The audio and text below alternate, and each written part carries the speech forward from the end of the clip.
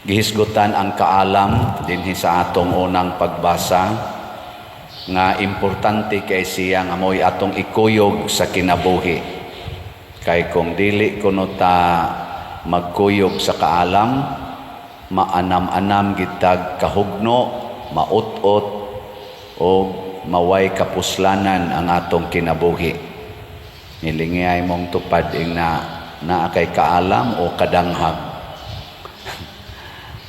Kinsa man ning mga taong maalamon, ang tinuod nga maalamon, dili na sila kining maratol, secured.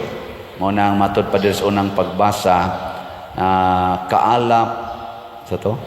Sila nga magtahod sa kaalam, maghatag sa matarong nga mga hukom. Sila nga mamati kaniya, makabaton sa matuod nga seguridad. Kana bang secured ka sa imong kinabuhi? Mawa na ang mga ratol, kanang kasina, mga kahadlok, labaw na gyud ang kanang kasuko. Sa inyong tanaw, sa ato rong nanagan sa politika, maalamon sila o mga danghag? Ang kanang secured, kanang relax. Kana bang tao nga relax? Dili daling madutlan og mga batikos, dili masuko kung sawayon, daoton, butang-butangan. Mao na sila yung mga maalamon, mao na sila yung mga nindot nga mga leaders. Tanawa si Jesus, usa ka leader, giingnan siyang Juan diri, magtutudlo, naaman sa dito'y naghingilin og mga yawa sa imong ngalan. Nya di man nato kauban, among gibadlong. Nakuan dayon sila na threaten ba? Kana bitang nasina, ay di ko kakauban nganong gamit-gamit makas amongan. Unsa may tubag ni Hesus, ayaw siyag pagdid-i. Ninduta no, kung ang ato ba mga political parties karon ba kaning nanagan, ang team Duterte, team Marcos, ano bitang pulo sila magbuhat og maayo. Nya why sinahay? Dili moingon ang pikas nga ayaw mo nila. Moingon sang pikas ayaw sad mo nila. Kanang maayong buhat mo'y himuon. Pero sa tinud-anay mga igsoon dinhi sa atong kinabuhi, basta magbuhat ganitag maayo, magkahiusa kita. Ang tinuod nga nagbuhat og maayo, dili gyud makigkompetensya sa usag-usa. Kay kani manggong buhat nga maayo, dili ni magkompetensyahay, magkauyon gini sila. Kinsa ra man gyud magkabangi ang buhat nga maayo ug ang buhat nga dautan. Matud pa ni Kristo, kay ang dili batok kanato, kay sila man mo'y mga maayong tao, si Jesus man ang the only good. Ang dili batok kanato, dapig kanato. Mabitaw nga magampo ta nga kinibitang nahitabo sa atong nasod karon na gubot kaayo nya gasto kay kwarta. Hurot na kuno na bangkaruta ng atong panudlanan sa kwartas nasod, sige nalantag utang, siging utang. Ambot og asa kani padung ning atong nasod ug mao na lang gini. Nagpasabot lang gini siya nga daghan gyud mga buangon sa atong mga leaders sa nasod, kay kun maayo pa ni silang atong mga leaders ug nindot pa ni sila mga leaders, naay kalambuan. Di na lang ta mo pinpoint og kinsay mga buangon aning atong mga leaders, basta klaro kay na maut-ut gani matud pa diri na ay daghan nga way kaalam. Kay kani manggong kaalam, the true wisdom belongs to God. And if we are guided by God's wisdom, di gyud mahitabo nga dili mulambo ang atong kinabuhi. Nya kun leaders nato, ang mga leaders nato sa atong nasod, guided by the wisdom of Jesus as our true shepherd, mulambo gining atong nasod, dili magsigig kautang-utang.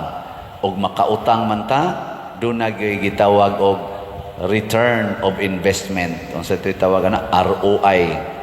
Karon sige na malantag spend nya inigsunod na sang budget, mangutang na sad. Igsunod na sang tuig, mangutang na sad. Wa gyud return of investment.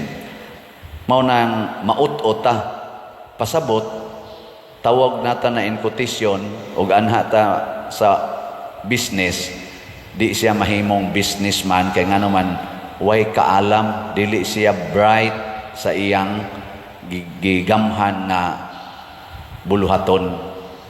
Tawgon na nato siya og danghag or bogo, foolish. Mao tong do natay gitawag og 10 virgins, 5 are foolish, bogo, danghag, 5 are wise. Maura to sila'y nakaabot gyud ngadto sa langit. Matud pastubag nato sa Salmo, o Ginoo, dako ang kalinaw nila nga nahigugma sa imong balaod. Ekonomi, huna-huna ako noron sa imong kinabuhi. Unsang balaura ang imong gisunod? Balaod sa Ginoo o balaod sa tao? Kung balaod ganis Ginoo, dako ang kalinaw, naay kalinaw.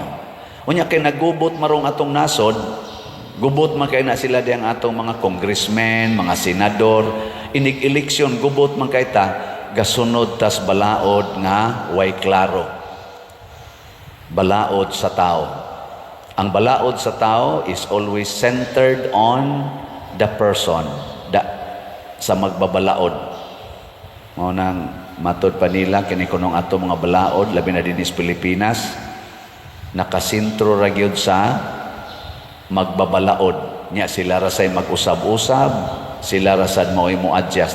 Nya kada kuno balaod na adyod kuno nay kanang asana exit nila ba aron og mag-violate sila anang ilang balaod, dali kay sila makaikyas. Sila ra sang naghimos balaod ang maghimo anang exit. Kamo nalay discovery ana, mao man kuno nay tinuod. Di gid na mo na nga di gyud mapriso ang lawyer dinis Pilipinas ba? Lisod kay mapriso. Ay ila istorya na nila. Kay kana kunong kada balaod naa ginay exit. Pero kita nga mga dili masters balaod, priso dayon. Kana mga pobre, priso dayon. Kay di man ta kita sa exit. Kay ilang sa nang tago-taguan, may man kay na sila ana. Aw nang iampo nato nga magsunod gid unta ang atong mga leaders ug kita mismo magsunod tas balaod sa Ginoo, kay dili lang kalinaw ang atong madawat kundili kalipay ug kalambuan. Naidaghang moanhin ako, uban magdepresyon na, ang uban ratol na kaayo. Usaragi akong unang isulti, sunda gyud ang balaod sa Ginoo. Sama nang maputos nas utang, padir daghan na kay kog utang, nako ayaw pangutang. Mga matay mi pa nako, ay kamatay lang basta ay nagyog utang.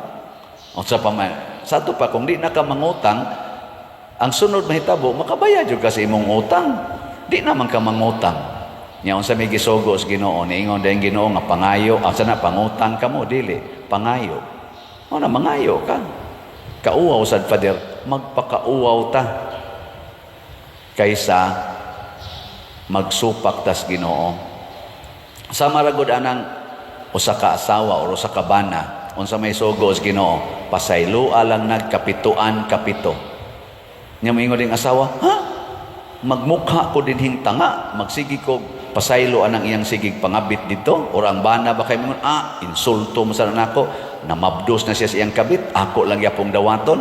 Dawata, kauaw sa dana pader, madigraded masadang akong pagkabana ana, ay padegrade lang. Si Kristo gani gibitay sa cross, okay raman. Gihubuan gani siya, okay raman. Mao nay balaod sa Ginoo, maghatag og kalinaw, maghatag og kahiusa, maghatag og kabalaan. Sige, last na lang imong lingi tupad. Ing na sugod karon, sugot na kog pakauwawan. Ana, no? Kanindot.